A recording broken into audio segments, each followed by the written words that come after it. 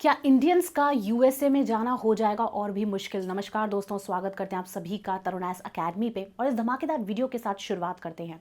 दोस्तों, Donald Trump ने एक और मास्टर मूव करा है। वो मास्टर मूव क्या है? वो मास्टर मूव है EB-5 वीज़ा को और ज़्यादा मुश्किल कर दिया है। यानी कि कुल मिला के EB-5 वीज़ा, जिसे गोल्डन वीज़ा भी कहा जाता है, जिसे आसानी से इस्तेमाल कर कर जो इंडियंस हैं या फिर जो अन्य देशों के लोग हैं वो इसका इस्तेमाल कर कर यूएसए में सेटल हो जाते थे। वहाँ पे उनको ग्रीन कार्ड मिल जाता था और साथ ही परमानेंट रेजिडेंसी भी मिल जाती थी। तो अब जो है डोनाल्ड ट्रंप ने बेहद मुश्किल कर दिया है इसका प्रोसीजर। दोस्तों, EB-5 वीज़ा का क्या प्रोसीजर है, साथ ही साथ एलिजिबिलिटी क्राइटेरिया क्या है और ये क्या है पूरी खबर, आइए चलिए जानते हैं। तो यहाँ पे सबसे पहले तो किया क्या है डोनाल्ड ट्रंप ने।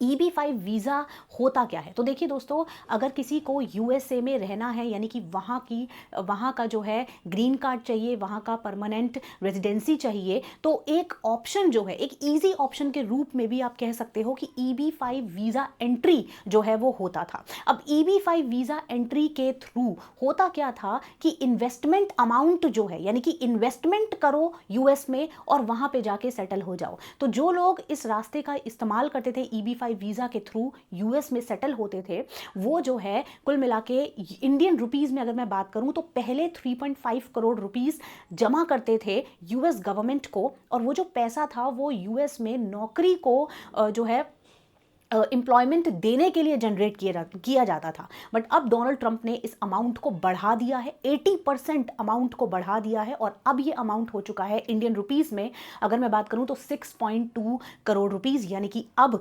6.2 करोड़ रुपीस नागरिकों को देना होगा जिसको भी EB-5 वीज़ा के थ्रू यूएसए में सेटल होना है, और इस पैसे को यूएसए की सरकार वहां के लिए एम्प्लॉयमेंट जनरेट करने के लिए इस्तेमाल करेगी।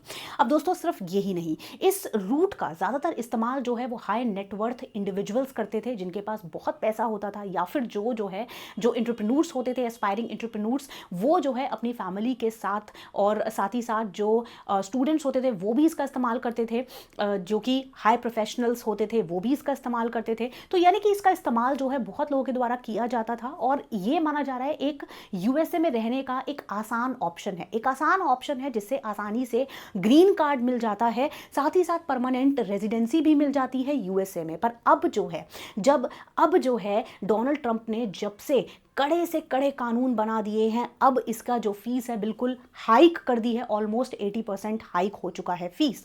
तो अब इम्प्लीकेशंस जो हैं, अड़चने जो हैं वो बहुत ज़्यादा बढ़ गई हैं। क्या क्या अड़चने बढ़ गई हैं, यानी इम्प्लीकेशंस क्या हैं?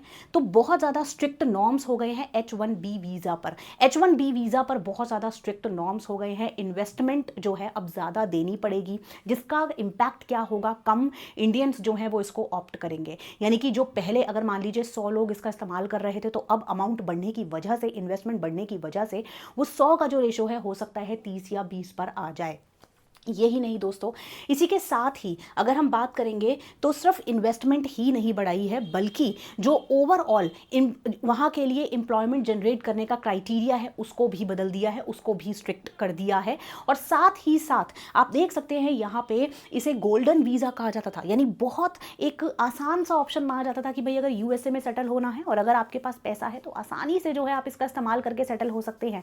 बट अब जो है ये रास्ता उतना आसान बचा नहीं है, क्योंकि 6.2 करोड़ रुपीस देना और फिर वहां पे जो है उनके सारे एम्प्लॉयमेंट के क्राइटेरिया को मैच करना। तो एक बार जो है हम यहाँ पे डिस्कस कर लेते हैं कि एलिजिबिलिटी क्राइटेरिया क्या है। सबसे पहला एलिजिबिलिटी क्राइटेरिया है कि वहां पे अमाउंट इन्वेस्ट करना पड़ेगा, यानी कि जो अमाउंट है जो मैंने आपको बताया 6.2 करोड़ रुपीस यूएसए की गवर्नमेंट को देना पड़ेगा। फिर यूएसए की गवर्नमेंट जो है वहाँ पे एम्प्लॉयमेंट, यानी कि यूएसए में एम्प्लॉयमेंट जनरेट करेगी, और उस एम्प्लॉयमेंट को जो है यूएसए में जॉब क्रिएशन में उस पैसे को लगाया जाएगा। तो पहला तो ये आपको करना पड़ेगा। तो वो पैसा, यानी कि जो वो इन्वेस्टमेंट है वो कहीं ना कहीं आपको बिजनेस सेटलमेंट में इन्वेस्ट करना पड़ेगा। उसके बाद एप्लीकेशन अप्रूव होगा। ये पूरा जो एप्लीकेशन है उसको अप्रूव होने के बाद ही जो है आपको ग्रीन कार्ड जो है आप अप्लाई कर पाएंगे, या फिर आपको ग्रीन कार्ड मिल पाएगा, उसके पहले नहीं मिल पाएगा।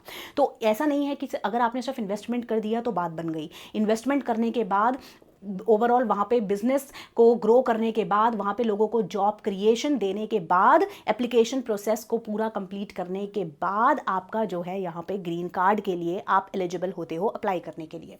और उसके बाद एक बार आपको ग्रीन कार्ड मिल जाता है। देखिए दोस्तों, फ़ायदा ये है कि अगर एक बार आपका ये पूरा प्रोसीजर खत्म हो गया तो फिर पूरी फैमिली को भी आप स्पॉन्सर कर सकते हो, यानी कि पूरी फैमिली भी जो है वो बाहर सेटल हो सकती है। तो ये है दोस्तों एलिजिबिलिटी क्राइटेरिया। और अब आप समझ ही गए होंगे कि डोनाल्ड ट्रंप का ये एक और मूव जो है, देखिए जब से डोनाल्ड ट्रंप यूएसए के राष्ट्रपति बने हैं तभी से ही इलीगल इमिग्रेशन को लेकर और साथ ही साथ इमिग्रेशन रूल्स को स्ट्रिक्ट करने में जो है वो लगे हुए हैं। इनफैक्ट ये उनका पहला उद्देश्य है।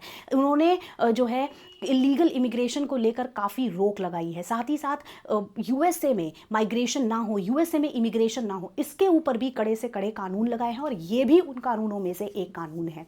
तो अब देखना होगा दोस्तों और क्या क्या कड़े कानून आते हैं इमिग्रेशन को लेकर। क्या इलीगल इमिग्रेशन यूएसए से बिल्कुल ख़त्म हो जाएगा, ये एक और बहुत बड़ा सवाल है। दोस्तों आपको क्या लगता है?